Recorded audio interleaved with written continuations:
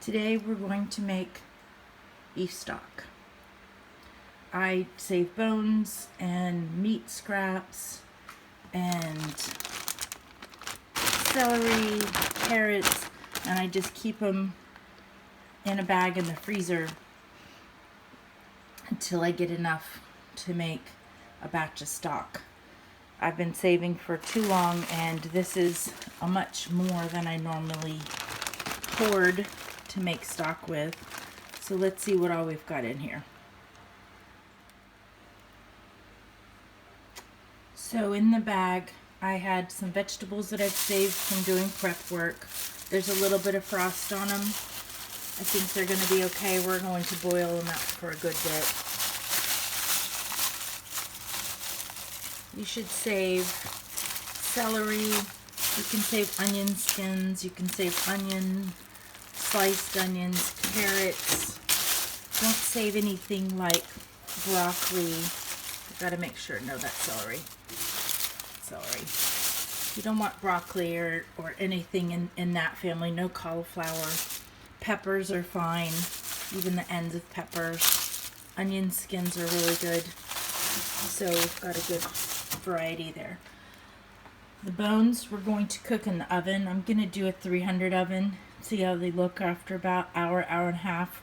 That's to get them brown, to give your stock a really nice flavor and some complexity. So I'm going to get all these ready to go into the oven. Just the meat and bones are going in the oven. All the vegetables are going to get added once we take the meat back out of the oven and we put it in some water to start steeping it and getting a nice simmer going on. So I'll come back as soon as we've got these ready to go in the oven. Okay, so I've got all the bones on the tray. We're just going to put them in a 300 oven. I don't want to cook them. I want to brown them and just get them a little more warmed up. It'll help with the breakdown once we get them into the water to boil them in the stock. Okay, I've had these in the oven for about 2 hours.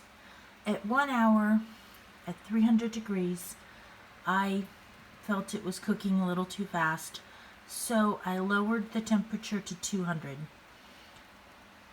You can gauge it the way that you would want. This is how I like them to look. I've got some fat that's been rendered. You can see that they're well done. Some juices coming out. So I'm going to put this into my stock pot.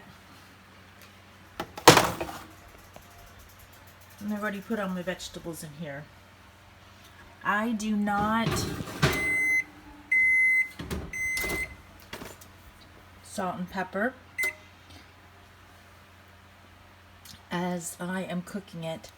I would wait until the end to do that. So let's get all this added to the pot, all the drippings and all of this fat and grease. All right, we have all of the drippings and the bones and the meat in there. I just used regular tap water. I had already added all the vegetables. It's just enough water to cover everything. There's no, in my opinion, there's no right vegetable to meat ratio. I just do this with the vegetables I have left over and the meat. When I have enough, I go ahead and cook it. You can see that the water was cold, so you've got some fat crystals there, but of course it's going to get heated up and get melded in. When I make it, I usually make it a little bit condensed, so that's why I don't have water all the way up to the top of the pan. I'm going to bring this to a boil, then I'm going to lower the heat and simmer it for a little bit. So I'm going to put the lid on it, and let's see where we're at in about an hour after we've brought it to a boil and then taken it back down again. This has been simmering for about an hour and a half. I brought it to a boil, and then I turned it down to low just to simmer. As you can see, it's getting kind of thick in there. I'm going to boil it a little bit more. This meat hasn't broken down yet in here, but you can see nice color we've got from roasting the bones and roasting the meat. You get a nice brown color to it.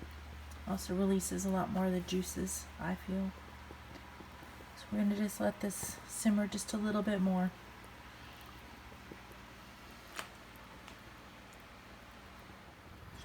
Alright, so it boiled, simmered for about 3-4 hours, and then I turned it off. One of the things that I like to do is I do like to let it rest. If you have to let it rest in the fridge and you end up getting a nice big disc of fat on the top, don't take that off. Just leave it there. You can kind of see the shimmer, so we've got a good amount of fat in this. So I have it back up to a boil, and then I'm going to let it rest again. I might put it in the fridge overnight.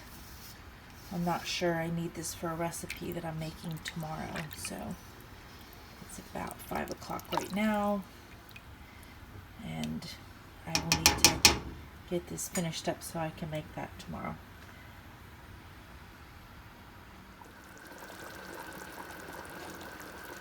I have this stuff back up to a boil. It rested for quite a few, maybe about 4 or 5 hours. But just to make sure, I want to bring it back to a boil. It did rest on the stovetop. Normally I wouldn't say leave something on the stovetop, but with a stock you're going to bring it back up to a real hearty boil. I'm going to boil it about 30 minutes like this. I'm going to turn it down, simmer it again for another hour, and then I'm going to drain it. So I will come back once we are at the point of draining this. I had this at a hard boil for more than an hour, about an hour 20 minutes. As you can see from the top of the pan, we've had some condensation. It's condensed a little bit. Condensation, I made up a new word. You can also see that everything's breaking down a little bit more. As a disclaimer, when I said that you could leave it out to rest and then bring it back to a boil, there are many food safety people out there that would say that's not true. However, I've been doing this for years. If you don't feel comfortable leaving it out for 3 or 4 hours, you could always stick it in the refrigerator and then bring it back out and bring it back up. I feel that making a stock, you have to have a rest period. So I'm going to let this one rest again now that I've boiled it to this point, and then I'm going to strain it. But it is best practice to put it in the refrigerator for one of your rests. However, this pot will not fit in my refrigerator, and I honestly was just not up for making room and putting this in a smaller pot. Hence why I did leave it out, but I brought it back up. So I'm going to turn this off, let it settle. I'm probably going to leave it for, let's say, 2 hours. There's really no strict way of making a stock. You just put stuff in, boil it. I just feel it's extremely important to let it have a rest period. If not, you get a bitterness to your stock that we've all probably experienced in some kind of a soup before. So I'll come back at the point that we're straining this. This is what I use to strain my stock. This pot is what I typically make stock in, but I had way too many ingredients stockpiled away. So I do this in the sink. I just put the colander down in there, and I'm going to pour it in when it's down lower than myself. It's too hard to do it right here, and also the sink will catch any overflow or any splashes. So as you can see, it makes it lower also. So pouring from the stock pot into the other stock pot is going to be much easier this way.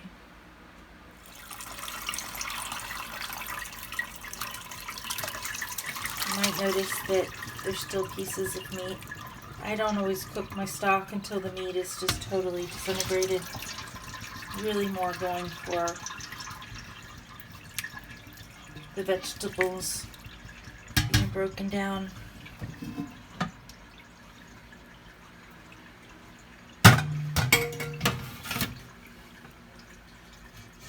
It's so thick that it's not going through the sieve very well.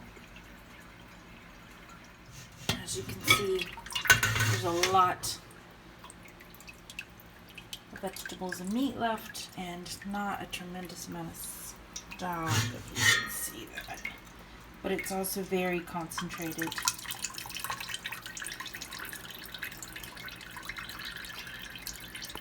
So I have it all strained, but it's still kind of chunky. I want it to be clear like this. So I'm going to strain the rest of it through the sieve. We have it all strained through the sieve now. This is a lot thicker than I would normally make, but consider it a condensed version. When I use this, I'm going to, say I use a cup of this, I'm going to add exactly a cup of water because it is so thick. So when I put it away, I get a quart wide mouth jar and I just pour them in. You can use pints, you can use whatever, but I find this easier. They also thaw pretty quickly. You could stick it closed with a lid in it. You could stick it down in some warm water if you needed it quickly, and you can add it to your soups if you on the fly realize you don't have any. If you want to make chicken stock, you would just add any chicken, meat, bones, what have you that you have. If you've cooked the meat, you'll get a nice bronze color. But if you just cook it from, say, chicken, you use raw chicken, it's going to be clearer. If you use vegetables and just want to make a vegetable stock, you're going to want to use onions, celery, carrots. You can put peppers in there if you want. Just stay away from tomatoes or you'll end up with tomato sauce. No potatoes, makes it way too thick. No broccoli or cauliflower. So if you have any questions, you can message me. Good luck.